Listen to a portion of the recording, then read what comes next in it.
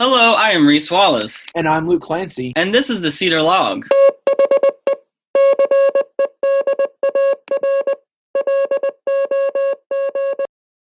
Hello, hello, hello, hello. Welcome back to a brand new episode of the Cedar Log. Typically, we, as the Unami Lodge History Committee, we just talk about the history of Cradle of Liberty's camps and we move on. But we really wanted to, get everyone back into the spirit of camp and really enjoy hearing stories from camp. So we picked out a few smiling faces that we could interview and talk with. And this week we are actually talking, well, Reese, I should say, is talking with Jerry Reed, a longtime scouter in the Philadelphia region. So please sit back, relax, and enjoy this episode. What current role do you hold in scouting? Let's see. I guess camp staff. My unit doesn't meet, anymore or anything like that, and so I am currently a long-time staff member, I guess. Uh, I also hold in the Order of the Arrow, a associate lodge advisor. mhm. So. And just a confidant to a lot of people, I guess. Yeah, yeah. And That then keeps me pretty busy. yeah, I was about to say, I kind of see you popping up everywhere and anywhere, so you are pretty busy. What other roles have you had in scouting? Kind of how did you get to where you are today? Were you a Cub Scout? Were you a Boy Scout? I don't know, Explorer? I was a Cub Scout at the age, I think it was like six, or is it eight, 6 or 8 back in the day. They didn't have tiger cubs when I started. So whenever that was, I guess it's somewhere around 8 or 7, 8, something like that. Yeah. Belonged to Pack 127 at St. Tim's here in Philadelphia. And my pack went everywhere. We would go down to Washington D.C. to see all the monuments down there and the White House, and then we travel up to New York and go see the what was up there, the statue. No, what's the tall building? Oh, geez. Empire State Building? Empire State Building. God, I couldn't even think of that one. And we'd go all over and see the museums and everything up in New York and down in Washington. So even the Cub Scouts, we traveled a lot and stuff. And we, met once a month. And Mm-hmm. it was a pretty big pack. And parents were always involved. And so that just carried me over into Weeblos, and Mm-hmm. I became a scout at 11, and again went to Troop 127, still Okay. at St. Tim's, and so that was easy for me, to go right there and kids in the neighborhood, and I just enjoyed it, type thing like that, and so I guess I joined um, the staff at Treasure Island. My assistant scoutmaster from Troop 127 was the camp director of Mm-hmm. Treasure Island, and so he asked me in 1969 what was I doing this summer. Okay. I'm going down the shore. At this time, I was 16. Going to go have a good time down the shore. And he says, "Well, I need somebody. Can you come work for me at camp?" And I said, "Sure, yeah, where, or something like that." So he took me under his wing and took me to camp, and I fell in love with that ever since, my friend. Oh my God, it's wonderful, wonderful. I was about to say you kind of caught the bug when it comes to camp staff. I guess so people just know. So you were at TI from 1969 to 74, and then again from 1980 to 99, and then you were at Resica from 2000 to 04, and then again from 11 to present. And then you worked at other camps in between and kind of have a decent list of places you've been. Yeah, I, at Treasure Island, worked for 5 years.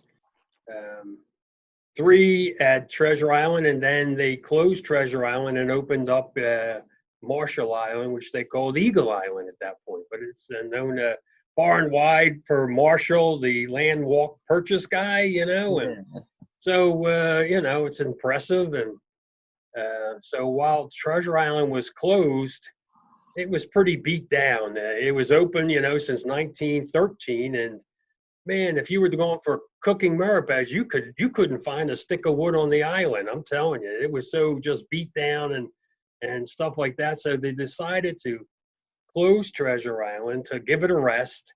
It was open for weekends. It only closed for summer camp, and so it would stay active.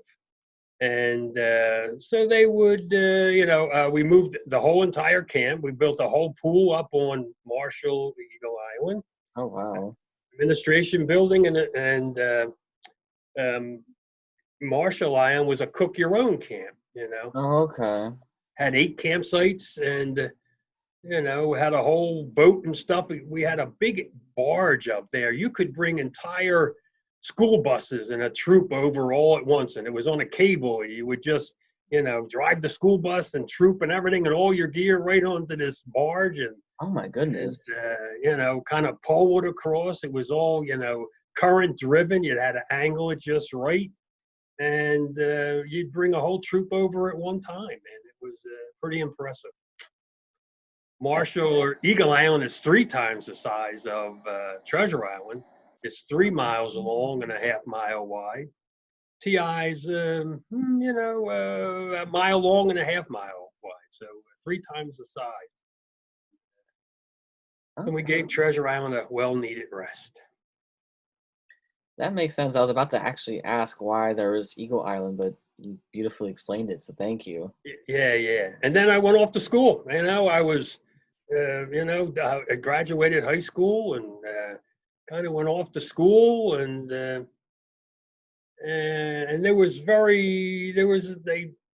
when we first opened Eagle Island, it was a good staff. I don't know, we had 25, 30 of us or something there, and then it dwindled down to, I think the last staff in 79, it was only like 6 people or so on staff. Oh wow.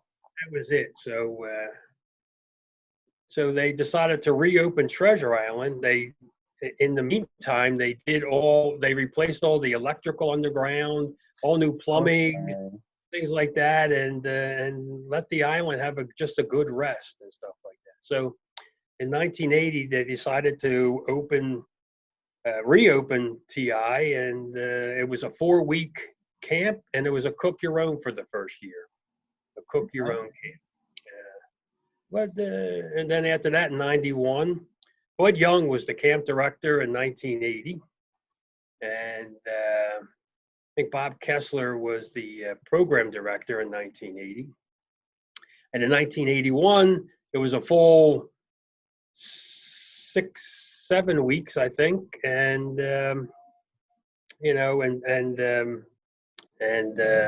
so he was there for 2 years, and Alan Geller became the camp director after that from 83 and 84. Bob Kessler became the camp director for 2 years. I was Bob's program director from 84 and 85, and then just did various other jobs around camp. I just about had everyone. I was never at aquatics. I could do. I became a swimmer. I could save myself, but I wouldn't save it anybody else. But aquatics, not a strong suit, but everything else. I started out in the quartermaster. Okay. For like 3 years down on Treasure Island, and then it was fun. I got to run the boats. At 16 years old, I'm driving these boats, and 27-foot boats and things like that. And it was just an ordinary day. It was just a great place to be, and it was magical. I mean, if you've never been to Treasure Island, you park on the Pennsylvania side. You walk down 42 steps to get to the river. Yeah. You're standing on a dock, and this nice guy comes in a boat and picks you up, and Yeah. so that's how all the troops got over and down onto Treasure Island. They didn't have this big barge that we were talking about up on Eagle Island, but they had 3 or 4 of these boats, and they would take you on the island. You at the beginning, I guess when I first started, my first couple years, it was 8 weeks of kids, 8 weeks. Okay. We ran 7 days a week. Oh wow. 7 days a week. So somewhere in there, you would get a day off in the middle of the week somewhere. Okay. And you would have to find your way home and stuff like that. Not everybody, of course, one or I guess a handful of people had off each day, and so that was, the way it was back in that day. You got a night off as well. Yeah. And, so that's what it was. 8 days, seven. It was, 7 days a week that the camp would run. At Treasure Island, you slept in shacks. We called them shacks, and it was Yeah. 4 bunks to a shack, and it had a roof and 4 beds in it, and it was enclosed in the bottom around the beds, but then all the rest,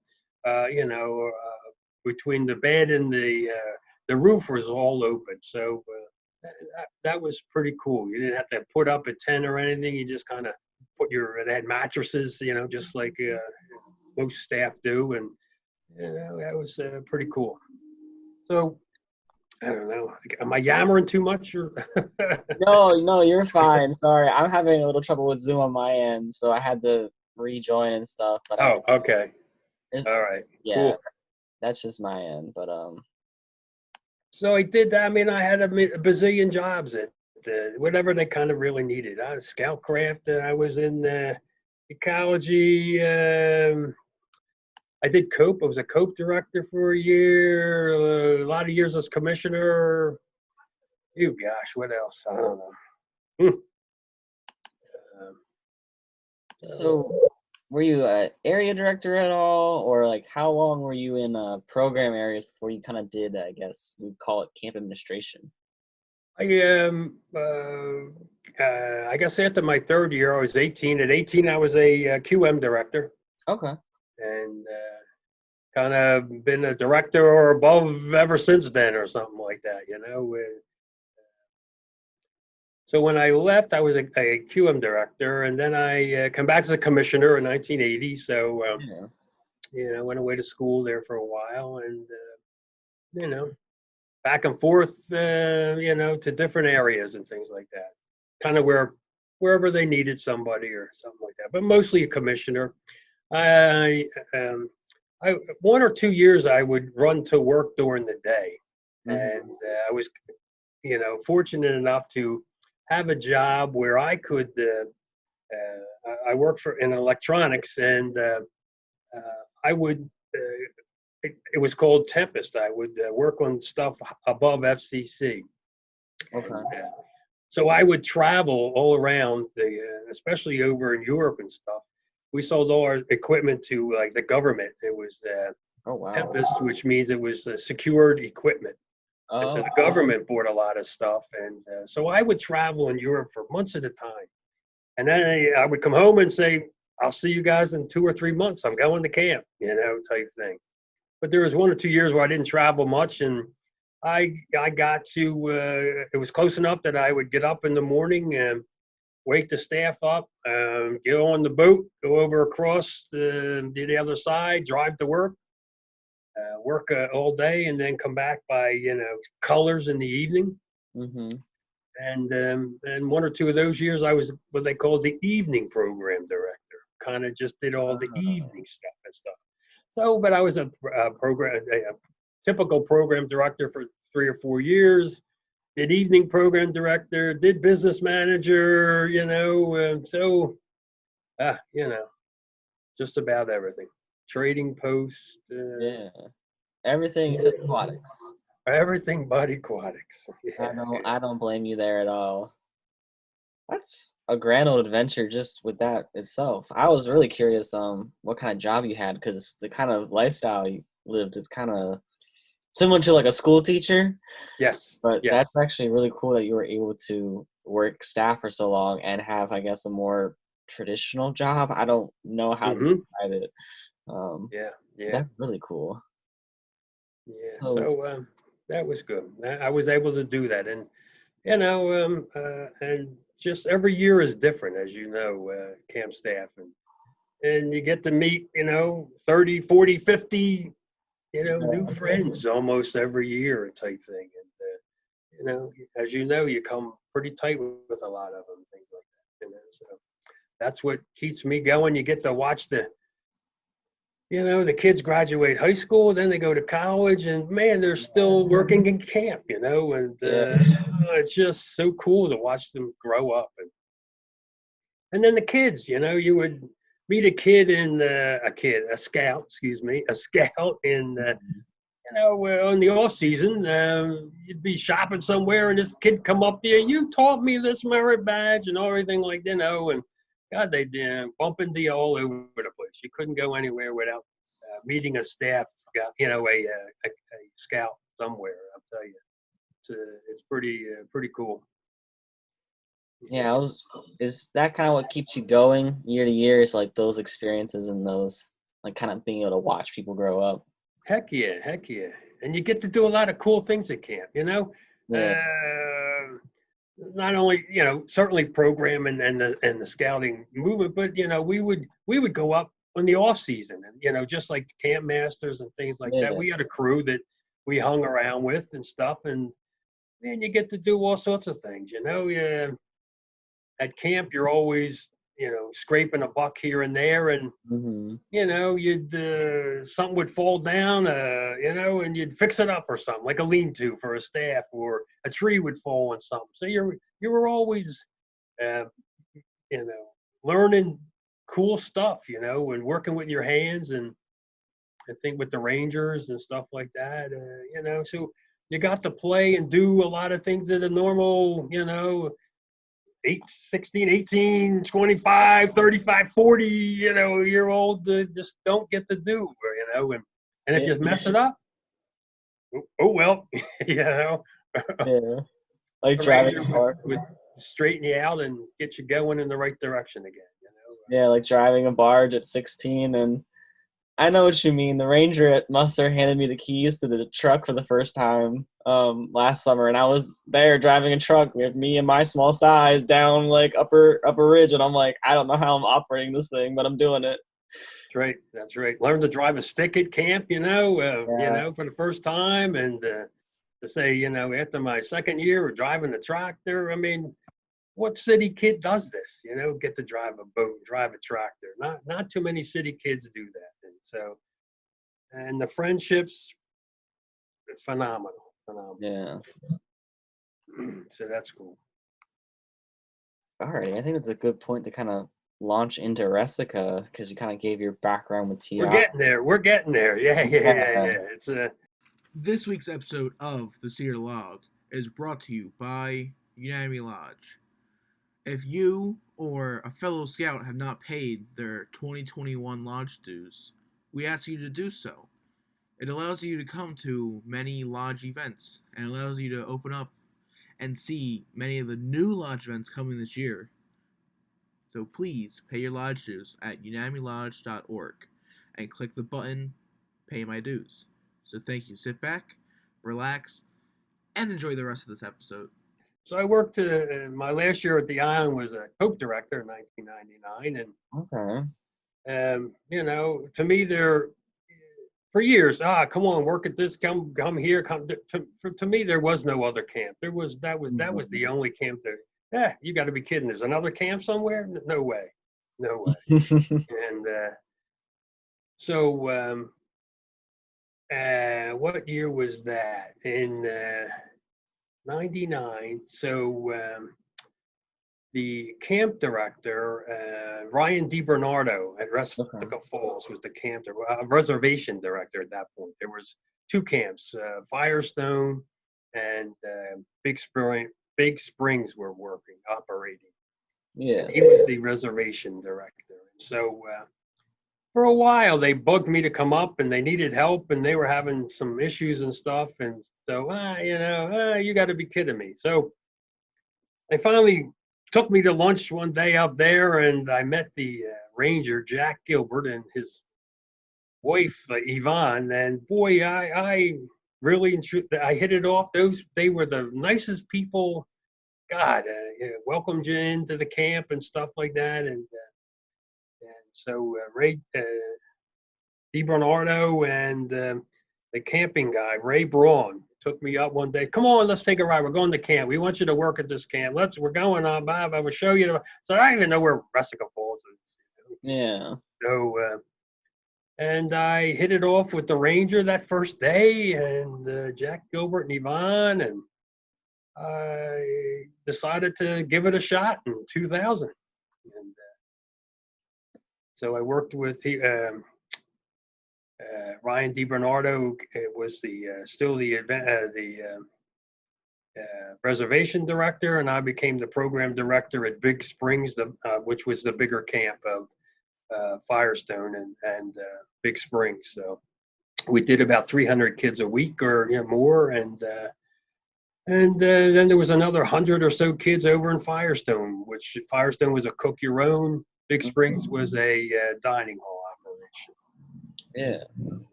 That's how I got my feet wet. At the Resica was the program director.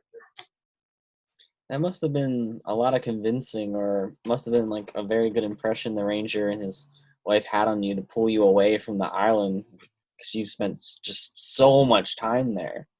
Yeah. They were special people. I hit it off, and enjoyed the camp, the reservation director, Ryan, and so we the four of us were pretty tight, type thing. So again, another good staff relationship between the rangers and all the other staff members, and again, great people.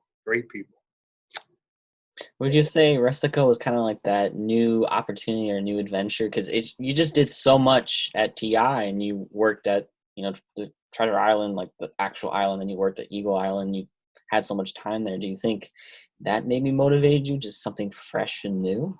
Yeah, a little bit. Yeah, get to run another camp your way type thing, and bring maybe some new ideas. They needed some new ideas up there. And I got to that. Well, the councils, the Valley Forge and the Philadelphia Council, merged in 1996. So, that's kind of, they needed some help up there. They were, things were floundering a little bit or so, and not that I was the end all be all, but we tried to go up and help a little bit. Gotcha. So then you just worked at Big Springs. You never really did anything with Firestone? Well, I was a program director, and then I became the reservation director. Oh, okay. So I was,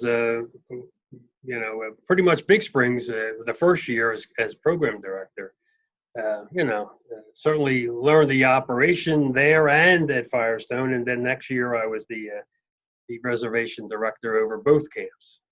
And so did that for 4 more years, and Ray Braun, which was the camping director at that time, was director of camping. He kind of brought me on full time into the Boy Scouts. So I became I wasn't a district executive, but I was a full-time paid employee of the Cradle of Liberty Council. Oh, wow. And kind of did the camping end of it and stuff like that. So I did that for 5 years at Resica, and then Ray transferred up into Rip Van Winkle Council up in Kingston, New York, and he drugged me along with him up there, to tell you the truth, and I became the a district executive and the director of camping up in Rip Van Winkle Council up in New York, Camp Trimount. Okay. So there's that's where that comes into play into 2005, I guess, something like that. And so little. That's why I left Resica. That I was now a paid Boy Scout for all year and stuff like that. So I did a couple years up in there and bounced around to a few camps as camp director and stuff like that. And had enough of the official scouting life and kind of retired and came back down to Philadelphia to live. And Resica Falls was willing to take me back. So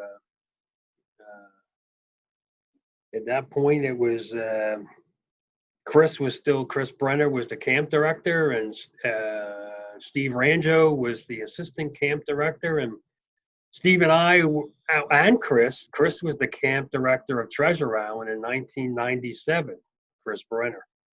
And so I knew Chris. I knew Steve Ranjo very well. He and I slept head to head in Shack 1 for many years as we both ran the camp. He was he was program director for many years, and camp director at the end there. And he and I ran Treasure with others for sure. And so I knew Steve Ranjo very well. I knew Chris Brenner. And so they were nice to take me back in 2011. So that year kind of also marks your end of your professional scouting career, 2011. Yeah. Okay. So that's a good segue actually into question of, I always hear people saying the TI spirit, is kind of moved and kind of transformed and became, I guess, part of the Resica culture and spirit. I think you would probably be one of the best people to speak on that, or kind of what they mean or how you see it. Of course, Treasure Island had its own traditions and stuff like that. It was different. I mean, you can't make one camp the same as another camp or anything like that. Each has its own culture and traditions, and so I don't want to say some are better than others, but I've seen it, and I've worked at other camps where some things are better, and I found something new at this camp and things like that. And so you try to combine them all. You necessarily don't want to bring one entire camp to another. I mean, Resica is not Treasure Island, and Treasure Island isn't Resica type thing. So you try to bring all your knowledge, all your good things that seem to work, and with trying this and program works best, or at 4:00 this year we'll have camp-wide games at 4:00 instead of 7:00 after dinner or something. So you try a few different things, and some work better in this camp, and and then other camps and things like that. So each has their own good traditions, and you try to make each camp better, with what you bring. Mm-hmm.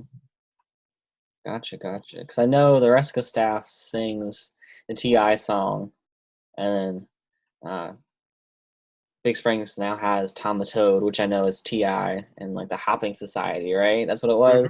Yeah. So I guess there was some more like direct what's the word? Some like more direct transfers, like pop a song and the rest of it's program. That's a good program. And Tom the Toad is a program thing. Yeah. It's and as kids love that. And so now you say, wow, that's cool. We should bring it back. And that happened because a tree fell down. Believe it or not, the tree in the middle of the parade field there by the road where Tom the Toad is now was a big oak tree. Kind of always branches falling off, and a good limb came down one year, and well, we decided to take it down. And well, Mike Coyne and I were, over in our cabin one evening, and what are we going to put on this? We didn't cut it all the way down to the ground. We knew we were going to carve something, and so we him and Hall that one night just said, all right, it's time to do it. The tree's down. What are we going to, what are we carving? And of course, you have your eagle, you have your Indian, you have your whatever. And so we got to chatting that night, Mike Coyne and I, and we kind of said, we used to do this thing at Treasure Island that Tom the Toad and Chuck Benshetler was the guy that kind of did it at Treasure Island, and he had the cards. He made the cards up, and he was the founder and all this, and so we decided now that we should try it here at Resica. And, I think it's a big success. So thank goodness the kids love it, and it's a good program.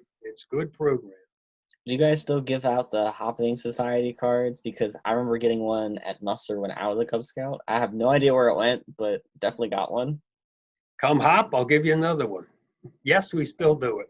Perfect. I'll have to do that when Corona's over. Yeah. That's one of my favorite things as a Cub Scout was the Hopping Society and the song. So yeah, really cool that you guys have it at Resica. We guys should do what's the word? Cock Robin, because we do it at Musser. I think it would be wonderful in Richards Arena. I think it could be really theatrical and really nice, like well done.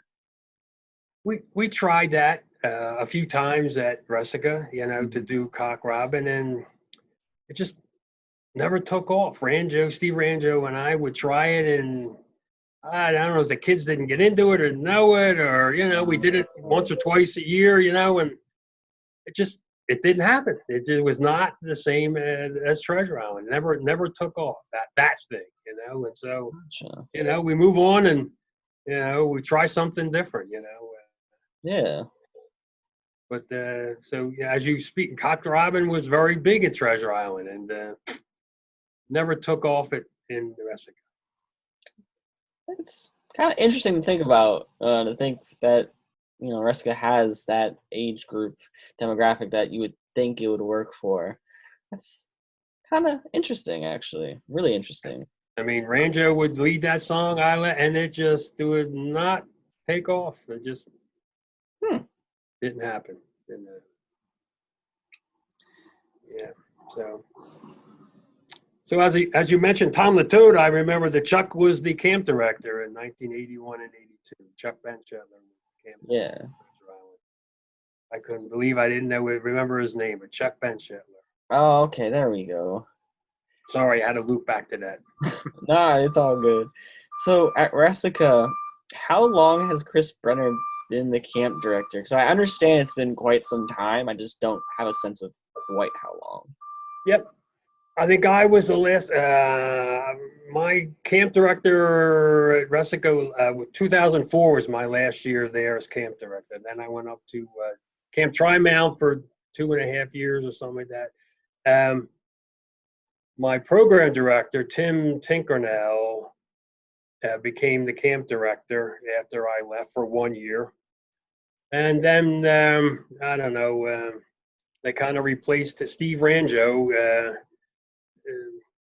kind of said, all right, we're going to do a change here. And so they were going to have Steve do it. And he kind of just, as if Steve Ranjo is, always kind of pushing other people to do great things and stuff. And so he, backed off as camp director, and he asked Chris Brenner to do it. So in 2006, Chris Brenner became the camp director. Steve Ranjo became the assistant camp director. And Chris Brenner has been there ever since. So this is his 15th year as doing this as camp director. And yeah. And that was been there a long time. Wow, that's kind of crazy.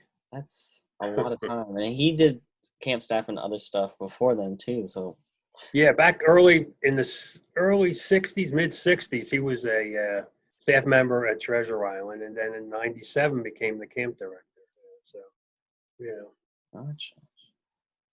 yeah. So since 2011 to now, what have you done around Resica? I imagine from when I met you, you were always the guy doing anything and everything, but I don't know specifically what they kind of assigned you to do.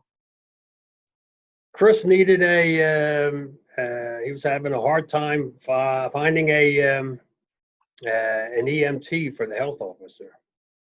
Mm. And some years back, I was an EMT, and of course I had it let it lapse and all that and stuff, and didn't do it for like 4 or 5 years. And so he says, "I really need you to be the health officer." Yeah, you know. So I looked into what it would take. So you got to take a couple of more classes and things like that, and then get your EED and stuff. And so I did a few classes, and became an EMT, an active EMT again. So I did that for 3 years for him, and finally found another guy, and it was interesting. I enjoyed my time as the health officer. That was kind of interesting, and teaching classes. I got to teach emergency emergency prep, type thing, and so it was I was back teaching merit badges again, and taking care of all the bangs and bruises and stuff like that. So that was 3 years of doing that. Then I kind of became the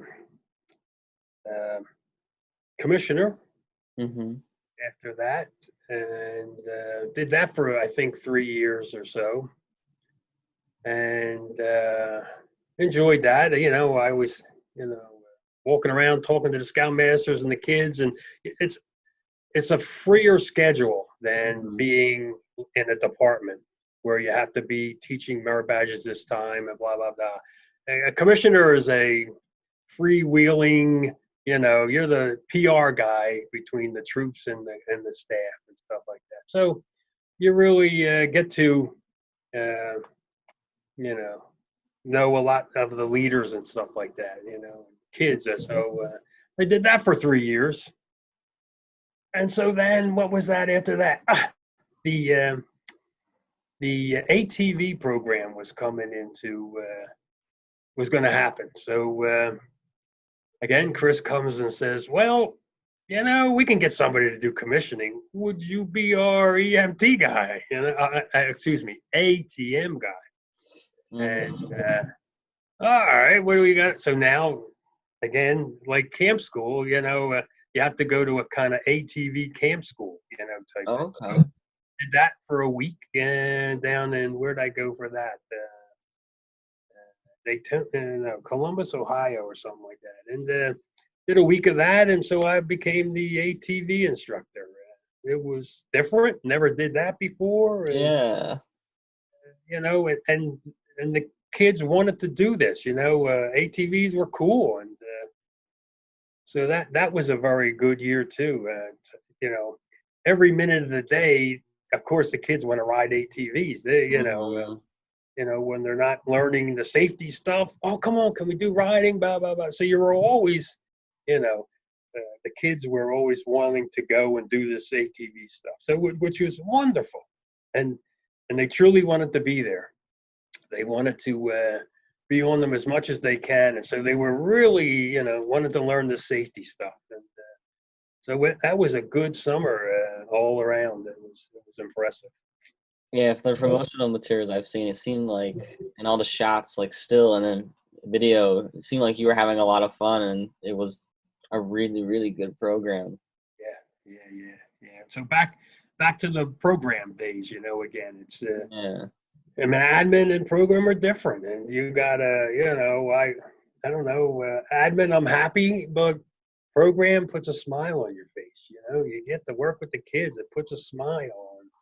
It does mine anyway. But so yeah, did that for a year, and after a week of or a couple of days of driving ATVs, they just beat you up a little bit. Yeah. I was no spring chicken when I was the ATV director. And enjoyed every minute of it. But I'm glad they found another ATV guy the next year. But I Yeah. was the first. That was awesome. So I enjoyed that, and kind of set that whole program up. We built the course, and we had to build a trail and the course and everything, and you get to break the ATVs in and stuff like that. You had you had to set the whole thing up. It was it was good. I enjoyed doing that too, stuff like that. And then worked with great kids. They were all older, 14 and older, and I kind of like that. I like working with the older kids. I did the Cope for 1999. I did ATV. I mean, there was some exciting older boy programs. I like that. Yeah. I like that. It kind of seems like just camp staff in general. They have all like the miscellaneous things you kind of are always wielding and dealing and helping out with, and they just seem to always find a project for you. Be it being an EMT, the ATV trading post admin. They just kind of give you something because they know you can handle it. Yeah. I mean, I've just seen a lot, done a lot, and you figure it out, you do it, and glad to be a part of it, things like that. So. And then the next project was, I guess, trading posts. They were looking to revamp that a little bit, and so we got a new point of sale system and new cash registers and a whole new inventory system, and I guess I needed to. Chris says, "Can you do this and take charge of this?" And so, that's been 3 years in doing that and stuff like that. So a little bit of this back in admin, a little bit. Yeah, it's a nice trading post out there. I was there, like I was in it during Conclave, the 2018 Conclave. Yeah, it's a nice space. It's a good system. Yeah. So who knows where we're going to be next year or what we're doing, but we'll. Alrighty, so some other just questions. So do you remember who the camp rangers were at Resica throughout your many years there? Jack Gilbert was my first. I don't know who was before him. I think he started right before the merger, Jack Gilbert. Okay.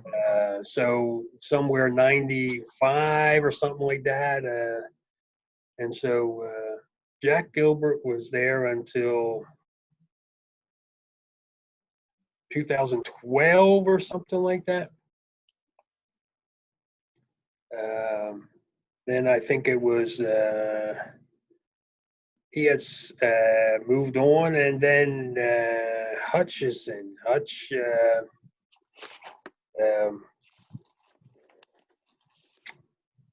Hutch. They called him Hutch. A former Marine from, I think, down in Baltimore area. He was a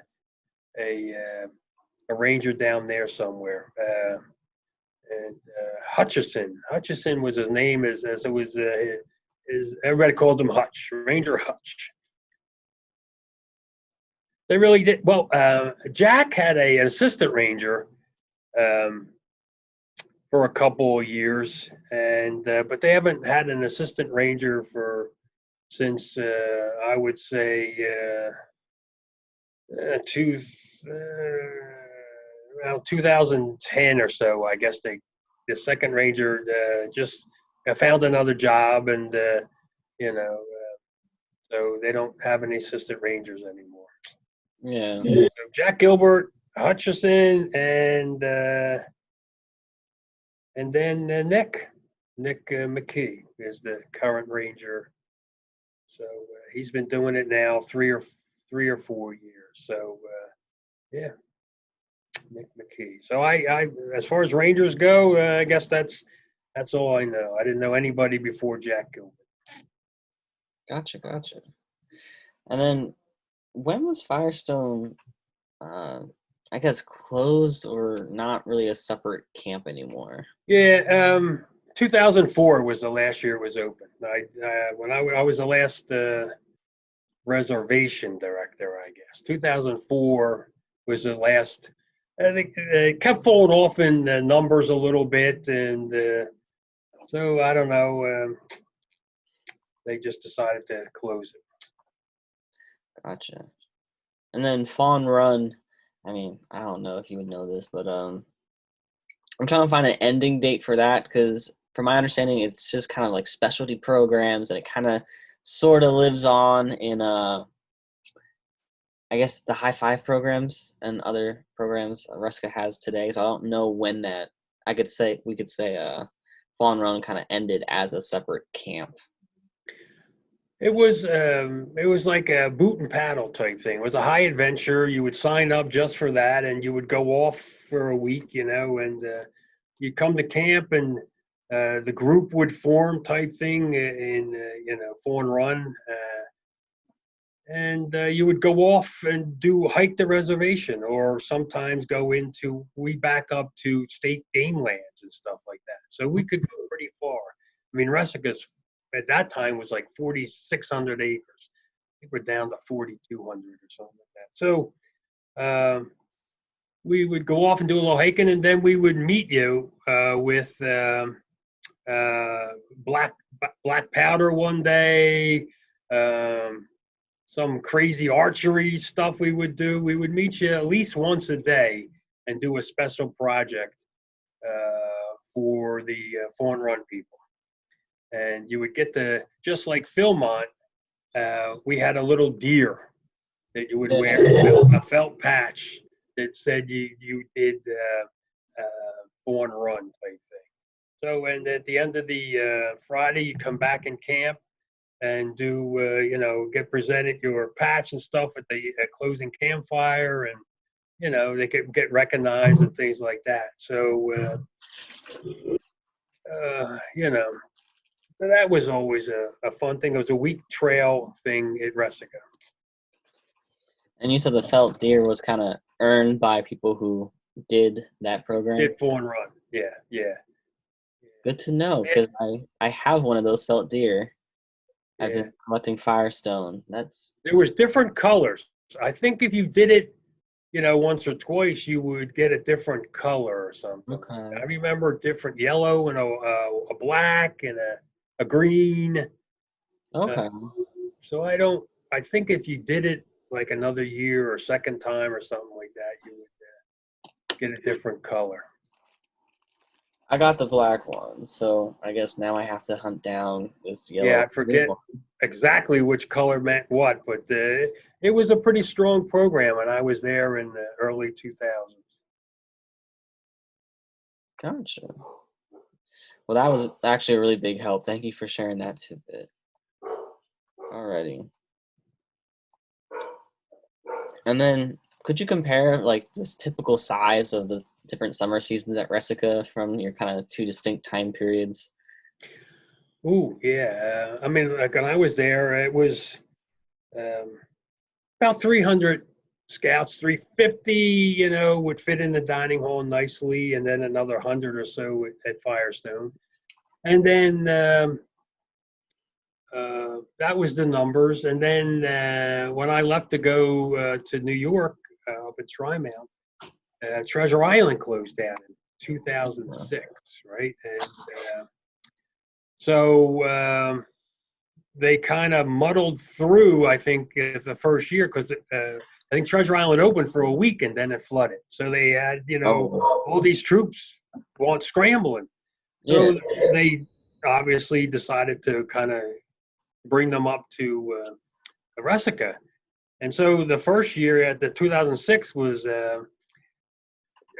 hectic, that we tried to fit all these, and now so we had 3,000 scouts from Resica, then another 300 scouts coming up from Treasure Island. All of a sudden, we have 600 scouts in camp, and woo, So that started the dining hall was, not as big as it used to be. We added onto that. So after that first year of 2 seatings, we expanded the dining hall and stuff like that, and then built another pool and things. So The reason our numbers jumped was because Treasure Island closed, and some of the staff came up from Treasure Island the first year, and we kind of welcomed 300 new scouts, to Resica. And, we got through that first year, and so now our numbers. Was it last summer or so? We expanded the dining hall. We tripled the size of the dining hall. We built another Olympics pool with a slide, 2.5-story slide and stuff like that, and have increased a lot of other buildings. We built Unami Lodge. We built, Bear Lodge and stuff like that. We have a whole new handicraft there. The J. Eisner handicraft area now in camp, and came up with a whole new STEM program somewhere, early, what years were they coming in? It was like 2011, something like that, 12, and whole new STEM program up in the Great Bend Dining Hall. We converted that to a nice kind of, space now and things like that. So STEM is running up in the old Great Bend Dining Hall.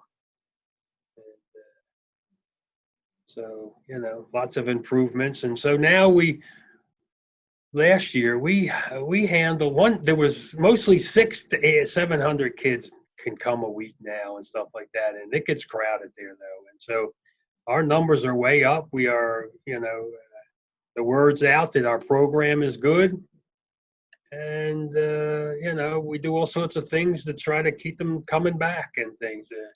We do some merit badges and then we change them up every couple of years. And I think last year we did law at camp, and just try to swap in and out 1 or 2 merit badges or something with all the STEM. We do a welding program.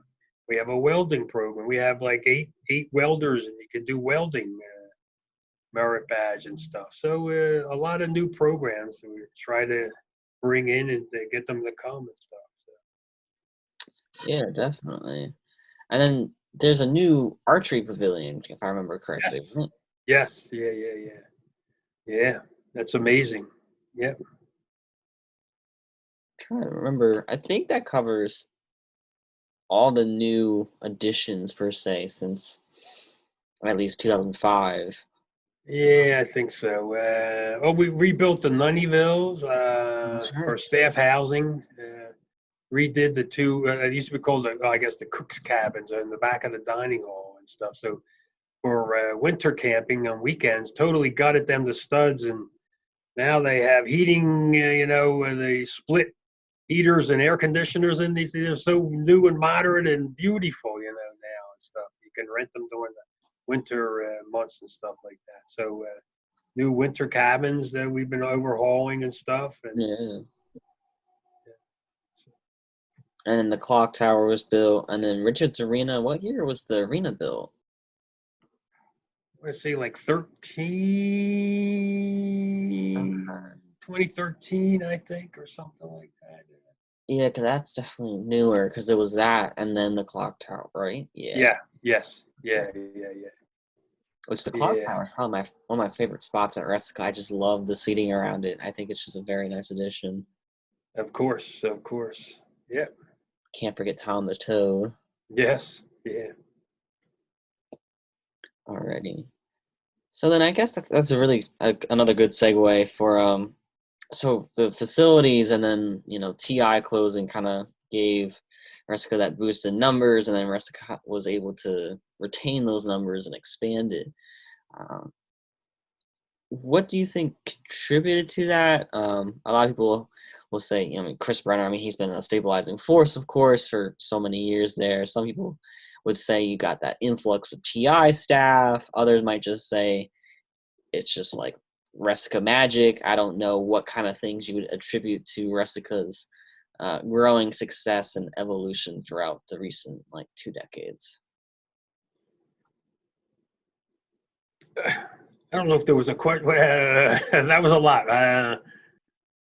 What clarify that a little bit more for me. So, what things would you say contributed to Resica's growth and continued success in the past 20 years? There's a team that really cares about Resica, and that's the administration for sure right now, and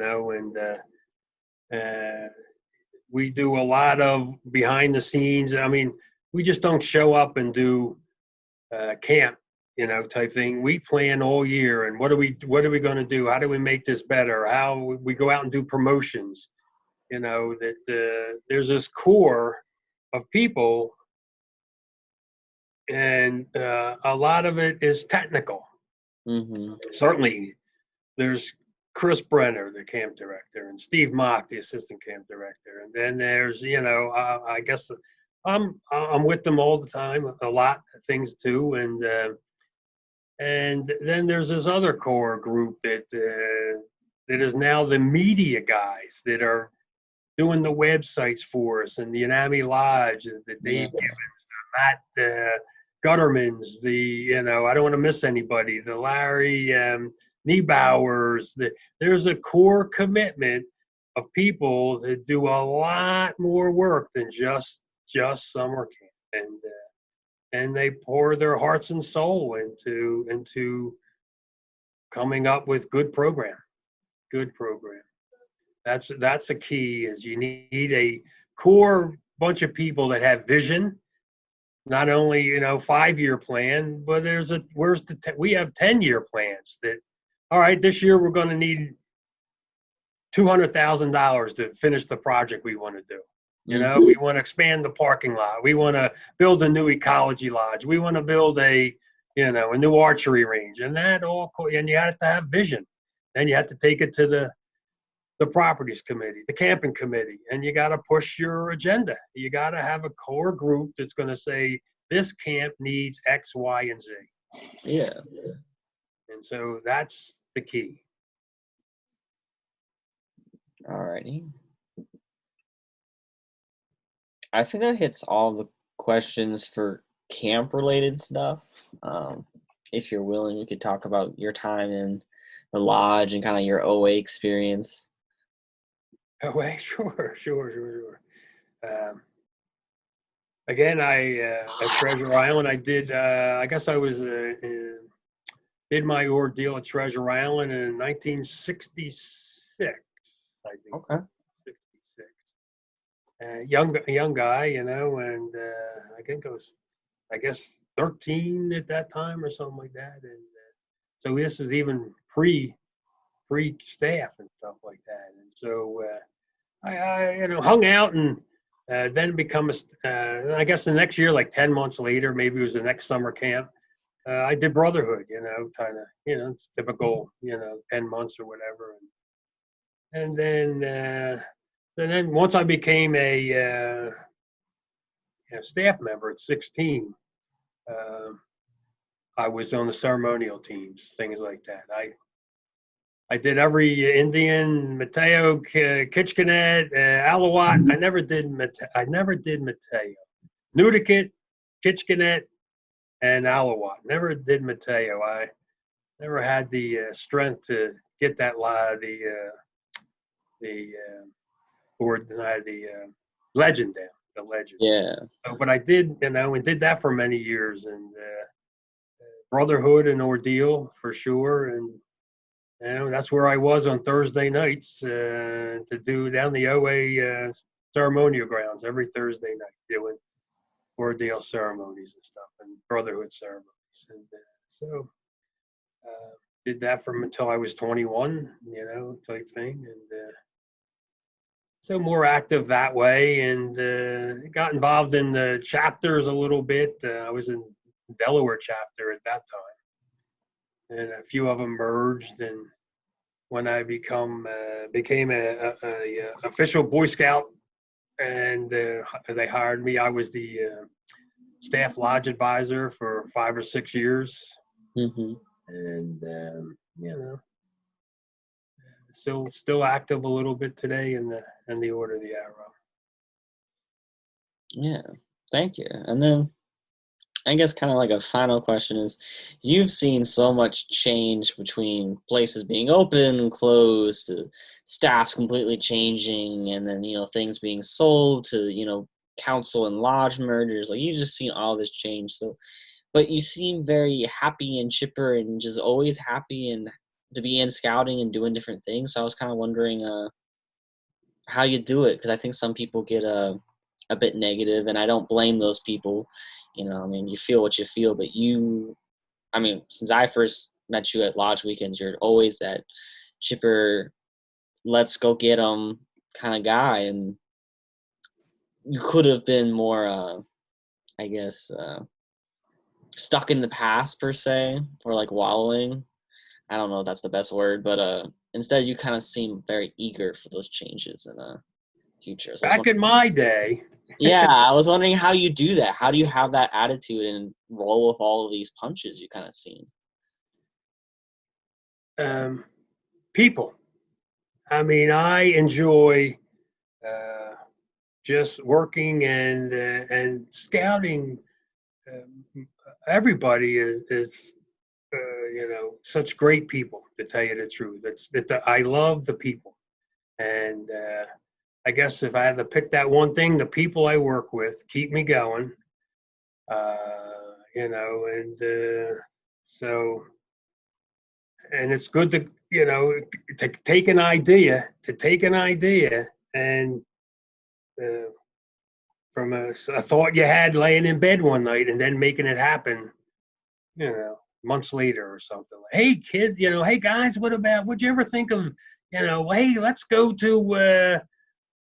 take a an OA trip to the Virgin Islands or something like that. Let's go. What are we waiting for? And Yeah. it's the people that you get excited and stuff like that, and work with. And I've gained a lot from scouting. It's been a big part of my life, and so I like giving back. And but it's mostly the people that make it certainly pleasant, happy, and I taken time off too. I went to school. I've taken, you step back a little bit more than other times, and you need to take your breaks when you need to. All right, I won't be as involved, but I'm here if you need me. You know what I mean? Just to sit back, relax, not go at it full tilt. And you have to do that once in a while just to keep your sanity. And but the Boy Scouts have given me a lot, and so I continue to try to give back. Thank you for listening to this week's episode of the Cedar Log. If you have any questions about Unami Lodge, Resica Falls, or any other camps talked about in this episode, please feel free to reach out to us on social media or by our email, history@unamilodge.org. Thank you. Please come again. Stay safe.